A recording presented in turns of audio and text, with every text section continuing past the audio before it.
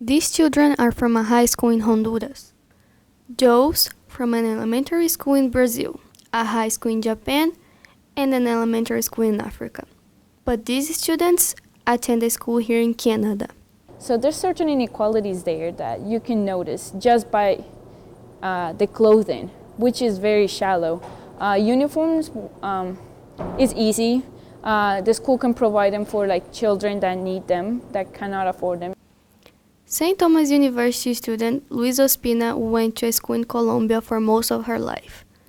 But when she came to Canada, she went to Carleton North High School, which was uniformless. Like in my country, in Colombia, where we didn't care what we wore because we were all wearing the same, right? So it was just less judgmental, less inequalities between kids. In a survey made by the National Association of Elementary School Principals in the United States, 85% of school leaders said uniforms had a positive impact on classroom discipline. The same poll found that 58% of parents wanted a mandatory uniform policy for their children. École Sainte-Anne student Monica Paz also had to wear a uniform through her high school years in Honduras. But since her family moved to Canada, she studies in a school where uniforms are not required.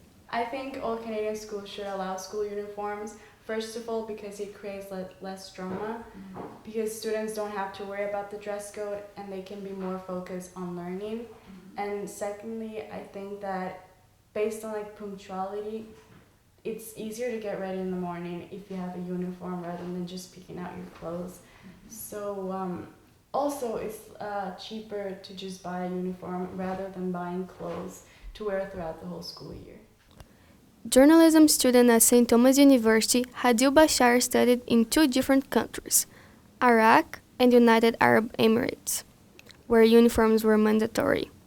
I think uniforms are good because they even out the playing ground for all students. So socioeconomic backgrounds doesn't matter, and all you have to focus on is education. Bashar points out that as with everything else, uniforms have problems. The only downside that I found in wearing uniforms is that girls had to wear skirts, and it was really hot, and boys were allowed to wear shorts and pants. First-year student at St. Thomas, Erin Matthew grew up in Canada and never wore uniforms in her life.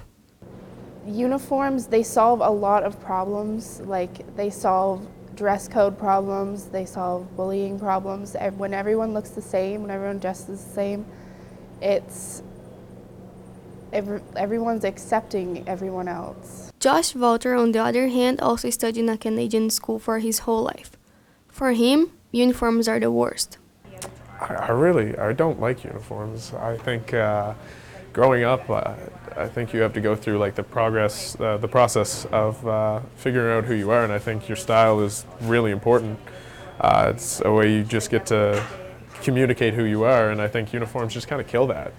I was a little rebellious when I was younger, so I think I'd rip them off. I don't know. I think I think I'd just do little things just to piss off whoever made me wear them.